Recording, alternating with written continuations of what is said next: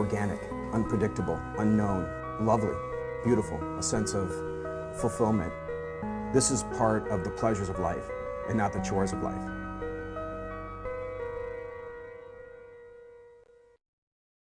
Coming up on Daily Iowan TV. Court Street is closing thanks to construction, what this means for your commute to class. And another sexual assault reported on campus. Details next. And in sports, the guru of Iowa football graphic design. Curious? Stay tuned. We have it all at the top of the hour. Daily Iowan TV starts now.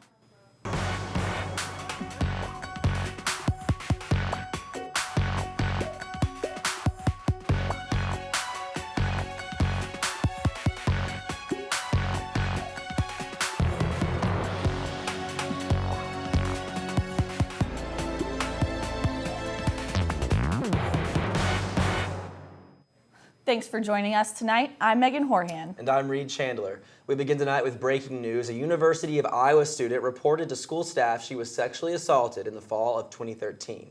This recent report is one of 8 other sexual assaults so far in the 2013-2014 academic school year. The assault occurred at an on-campus residence hall where the student and her acquaintance were attending an off-campus party together.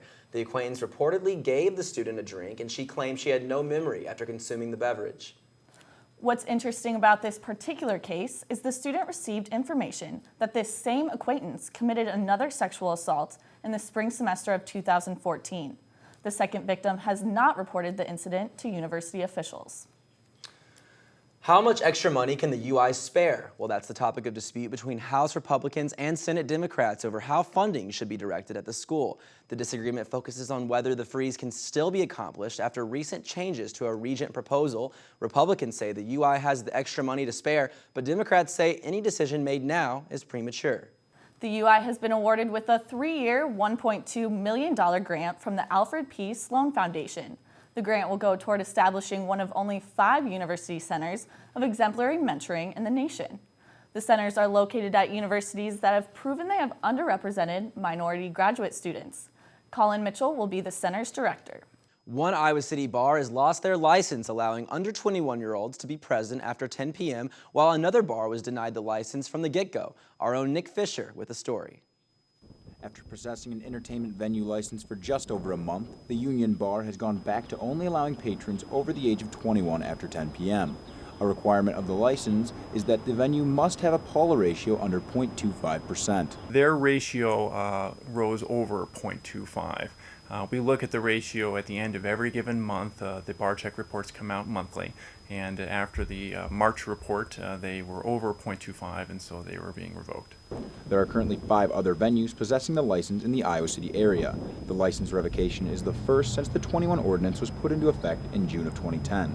This forces 19 and 20-year-olds to find different venues to turn to on the weekends. Like looking back to freshman year, if I were in that situation, I'd be pretty upset because, there's not really a lot to do on the weekends other than go to the bars. So, I think this affects a lot of students, especially if they're underage. Along with the Union Bar's license being revoked, the Summit Bar's application for entertainment venue status was denied because the bar was found serving alcohol to minors on 2 separate occasions.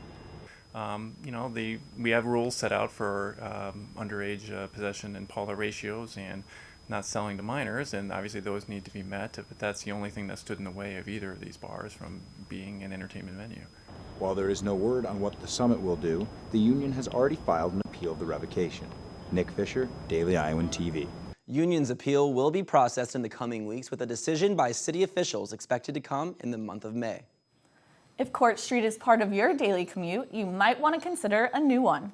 That's because the very popular street will close Monday, April 21st, as construction workers take their work underground as a part of the building plans for the new music facility. The closure will affect both the east and westbound lanes of traffic and south sidewalk from Capitol Street to Clinton Street. The north side of the Court Street will be routed for pedestrians. The Voxen Music building was severely damaged in the 2008 floods, and the new facility is projected to be completed in 2016. Cedar Rapids will not be joining the cities of Waterloo, Riverside, Tama, and Dubuque in getting their own casino. 4 of the 5 members of the Iowa Racing and Gaming Commission rejected the license of their casino at their meeting in Council Bluffs this morning. Those supporting the new casino said it would give an economic boost to Cedar Rapids and the region, but after 2 studies showed a new casino would directly impact the neighboring casinos in Iowa, the commission voted against it. Still on the way, dreams become a reality for one Iowa City man. But first, let's get a look at our weather forecast again from our own Nick Fisher in the weather studio. Nick? Well, guys, after clear and sunny skies today, we can expect much of the same tomorrow. The morning will bring us a temperature of 43 degrees, and as we head into the afternoon hours, the sun will stay out and the temperature will climb to a high of 59. After the sun sets, the nighttime temperature will fall off just a bit to a high of 52. Friday, we will see a high of 63 with clear skies, and those clear skies will stick around for Saturday as the temperature will rise to a high of 73. Sunday will have a high temperature of 75 with partly cloudy skies, and Monday gives us a 75% chance of rain with highs in the low 70s. Tuesday will clear up and the temperature will fall off just a bit with highs in the upper 60s. These temps will stick around for Wednesday with a 50% chance of rain expected. That's all I have for tonight. Back to you at the desk. Well, here's a treat for all you music lovers out there. Unreleased recordings of country music legend Hank Williams were recently discovered right here in Iowa. That's right, Reed. KSIB AM of Creston, Iowa saved their copy of a 1950 taped programming that aired in the early country radio stations. Most of the tapes from the Garden Spot programs were lost, but KSIB AM saved its copies. Well, the recordings will be released next month for downloading and on vinyl. And turning gears, Megan, you know, growing up as a young kid in Mississippi, I always wanted to be a novelist. I dreamed of writing fantasy novels. Now I'm here in nonfiction doing news. Well, Reed, like the young version of you, this week's Spotlight Iowa City candidate had a dream, but his was to impact the lives of fathers in the area. To give us his story, we have our own Muriel Kone standing by with how one Iowa City man's dreams are transforming the local community. Hey guys, well, it really all started with 3 simple words: dream, believe, and achieve. Words that inspired Fred Newell as a single father attending the University of Iowa to work towards changing the lives of many more fathers to come. What started out as a pilot program for fathers and young men seeking assistance has transformed to what we have come to know as the Dream Center. One of the reasons I started it was because as a young father, I couldn't find many supports at all as a single dad. So once I graduated from Iowa, one of the things I really wanted to do was find a way to give back. And he did. Darren Kringer, who has participated in the center's Fatherhood Academy, says his life has been tremendously different since he joined. I now have full custody of my children. I'm a single father. And early on, I didn't have that. My children went through some struggles. Today, the Dream Center has expanded its reach and provides services like this Performing Arts Academy for Iowa City families from all walks of life. One of the things we are really big on is making sure families feel welcome here. And if we can't provide the service that family need, we find partners who can provide those services. And as the group prepares for the launch of the new center in May, Fred gave me a sneak peek of some of the new space. This will eventually turn into 2 different classrooms. The center wants to continue to provide hope and a reason to keep fighting on for families for many years to come. I'm Muriel Kone for Daily Iowan TV News. Well, you know, the center is looking for painters and carpenters and cleaners in preparation for their grand opening celebration. So if you would like to lend a helping hand, you can do so this next couple Saturdays. Back to you guys. You know, Muriel, that sounds like a really fun way to spend my Saturday. One of my favorite things to do is painting projects. I don't know, Reed. It's not for me. I don't like the mess of it. Really? Muriel, what about you? Are you going to be there on Saturday? Well, of course I'll be there, Reed, and I will switch out my reporting gear for some paint brushes on April 26th, so I hope to see some of you guys there. Take it away. And now for what's happening beyond Iowa. The UN posted on its website Thursday that authorities have identified more than 220 suspected or confirmed cases of Ebola between Liberia and Guinea. The disease, typically found in Central or Eastern Africa, has claimed 137 lives. There's no vaccine or cure. However, the European Union announced plans to increase aid to 1.4 million euros to those providing care to patients suffering Ebola. Today, while mourners held a vigil for victims of the South Korean ferry shipwreck, investigators are looking into text messages that may have been sent by passengers on board. Families of multiple victims claim to have received messages from the victims on board. Officials are using the messages to determine the cause of the sinking ferry. And there's a lot going on in our sports studio this evening, Megan. That's right, Reed. A lot to get to. So with that, let's send things over to the Daily Iowan TV Sports Studio. Our own Kevin Glick is standing by. Kevin? That's right, Megan. So much to get to the program this evening with the unveiling of Iowa football's newest recruiting weapon taking place in just a few minutes. But we start with the latest from Iowa spring ball. Defensive line coach Reese Morgan addressing the media Wednesday afternoon with plenty to say about his unit before the Hawks take the field for this year's spring game in just a week's time. And with a relatively young secondary and linebacking core returning for the black and gold, it will be up to Morgan's group to make the difference on the defensive side of the ball in 2014. But I think we've got to the point where, we are a more experienced unit, probably the most experienced unit on the team, with 3 guys that started most every game and 1 that started half the season. And, we are not there. No, we're not comfortable with it. And I certainly hope nobody in our defensive line feels comfortable, because I know the coaches don't, and especially after watching us the other day. So. While Morgan may feel his unit still has work to do, he did admit defensive tackle Carl Davis has been making strides since the Hawks ended their season in the 2014 Outback Bowl to LSU.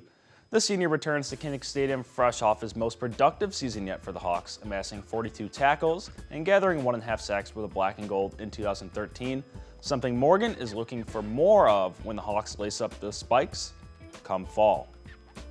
Carl spent a lot of time in this building a year ago studying and understanding and learning the defense, developing a lot of knowledge about it and a lot of confidence. But once he got on the field, he backed it up with action. Okay, I recall very vividly one of our earlier scrimmages where we're going against a no-huddle group. So Carl's going to be in there 10 plays. He says, "Coach, after 4, I'll tap my head or I'll raise my hand and you can get somebody in for me." So after 4 plays, he's okay. After 6 plays, he's okay. 8 plays, he kind of looked to the sideline and I just smiled at him and waved, and kept going and going. And that day, that was the defining moment for me that, hey, I can go out and I can play 60, 70 snaps a game. Morgan and his fellow coaches may be preparing Iowa's players for life on the field, but how they got to the program in the first place is a completely different story. Daily Iowan TV Sports' Whitney Blakemore has a tale of how one man is turning mail into marketability. Innovative, creative, and cutting edge.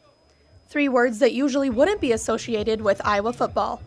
But when it comes to their recruiting style, the words describe them perfectly. One man in particular is bringing about this change to Iowa recruiting, and is 26-year-old Max Allen. So my job basically is to supplement our coaches' recruiting efforts to get our message, our program's message across to our prospective student athletes. Allen uses Photoshop to enhance the mail Iowa sends to their prospective athletes. He takes their photo and puts them into posters like these, Sports Illustrated covers, video game covers, and even puzzles. Well, all I've tried to do is, create things that I feel, when I look at them, I get excited about them. And if I'm going to get excited about them, our prospects will too. College football prospects receive stacks and stacks of mail that usually are never even opened. So Allen's goal? To get them to open Iowa's. Every time an Iowa envelope shows up on their doorstep, they know what's in there is going to be really cool. They're going to want to see it. While the flashy design may grab their attention, it's the message Allen wants them to receive. But the big thing is having them read the coach's message on the back. That message, according to Allen, is what will get that prospect to come to Iowa City and see just how great it is to be a Hawkeye. As you guys all know in recruiting, once a kid gets here on campus, Iowa City is hard to beat. It really is. And while getting that star recruit may be satisfactory, the best part about Allen's job? He can make just about anything. Whitney Blakemore, Daily Iowan TV Sports. Unfortunately, we're out of time on the program this evening, but we'll be back this Sunday with all the latest from the world of Hawkeye sports. Reed, Megan, back to you at the desk. Well, that's all the time we have for you tonight, but be sure to read Friday's pages of the Daily Iowan. Read about why some Iowa City police officers faced off with some junior high kids on the court. And details on new plans to help Iowa City respond to flood disasters. Thanks for tuning in this evening. We'll be back at the same time on Sunday. or you can catch us on anytime online at dailyiowan.com. Thanks for watching. Have a great night.